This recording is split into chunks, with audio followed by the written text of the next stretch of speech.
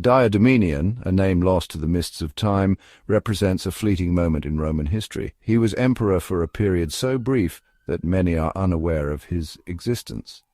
His reign, a mere blip on the imperial timeline, deserves closer examination. Though his time in power was short, his story offers a glimpse into the tumultuous world of the Roman Empire during the early 3rd century.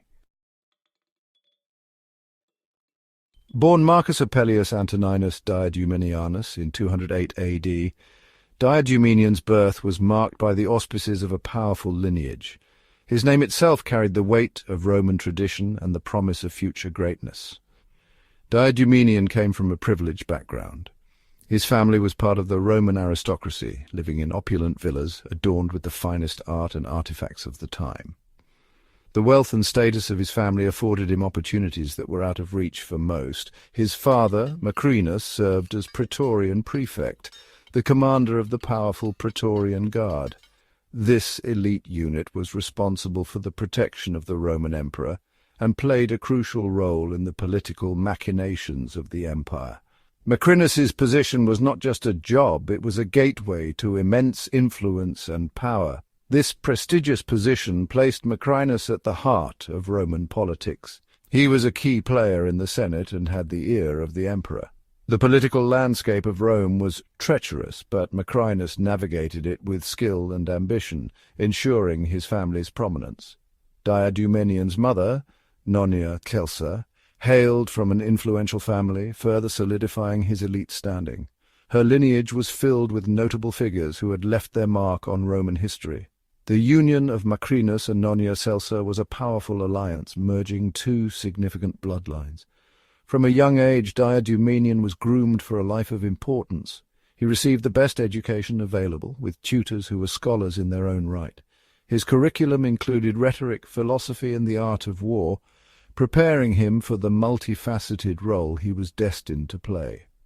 Surrounded by the luxury and intrigue of the imperial court, Diadumenian's upbringing was steeped in the traditions and expectations of Roman nobility. The palace was a place of both splendor and danger, where alliances were forged and broken, and where the young Diadumenian learned the complexities of power and leadership.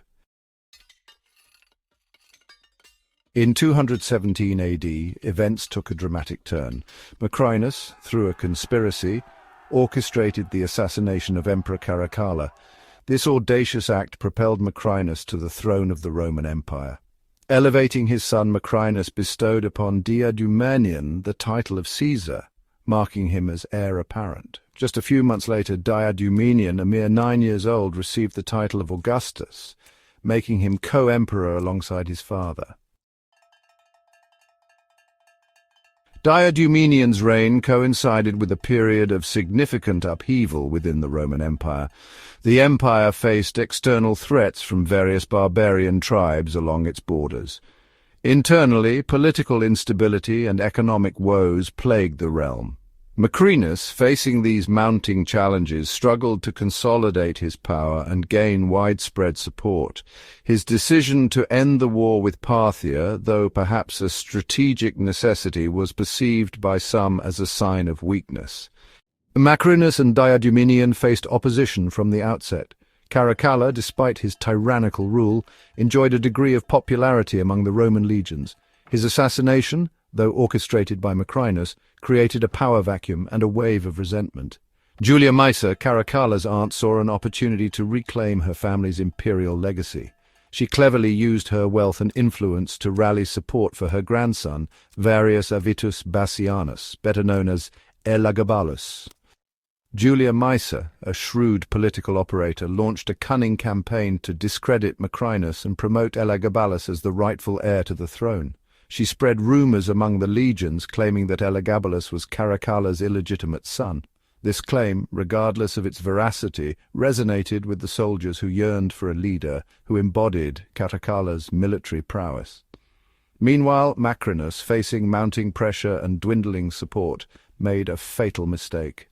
In 218 AD, Macrinus, the Roman emperor, led his forces against the growing rebellion supporting Elagabalus.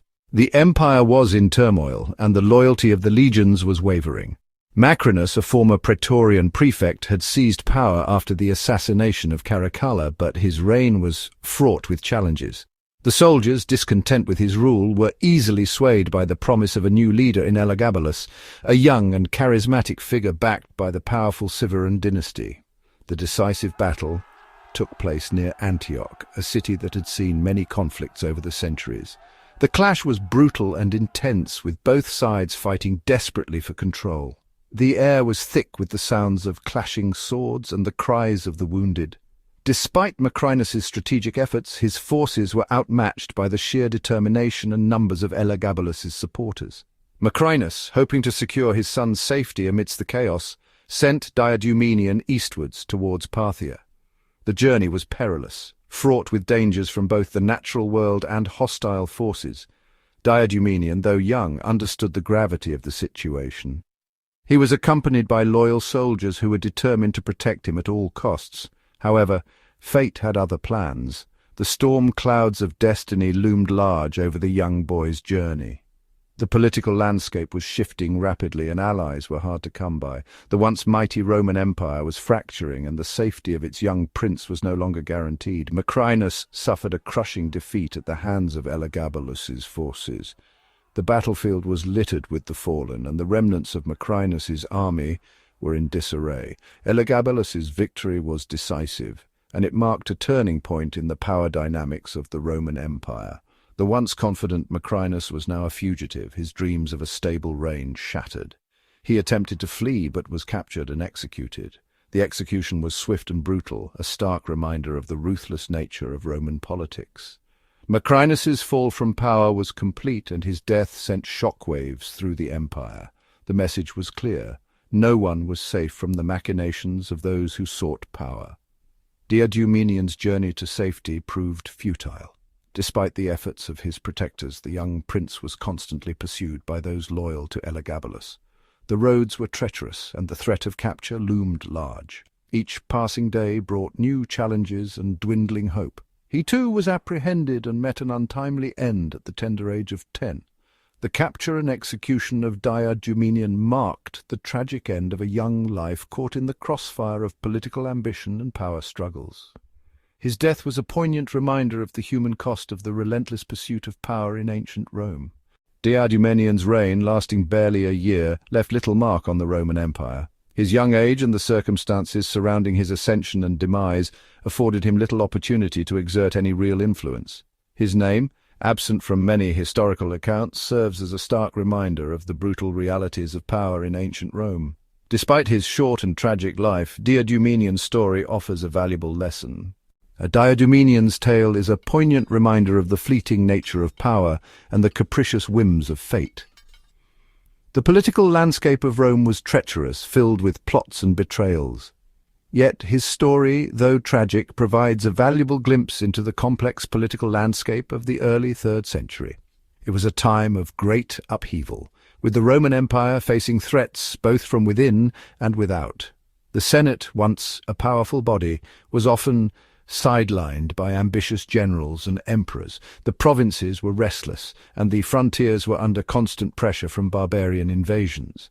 In this chaotic environment, the fate of a young emperor like Diadumenian was almost inevitable. His story is a microcosm of the larger forces at play during this turbulent period. It highlights the constant struggle for power, the ever-present threat of conspiracy, and the precarious position of those who dared to wear the Roman purple. The Roman Empire, for all its grandeur, was a place of relentless ambition and ruthless competition. Diadumenian's brief and tragic life serves as a poignant reminder of the human cost of these power struggles. His story, though just a footnote in history, offers valuable insights into the nature of power, ambition, and the fragility of human life in the ancient world. Want more epic tales? Check out the channel for more information and hundreds of other history videos. Thank you for watching.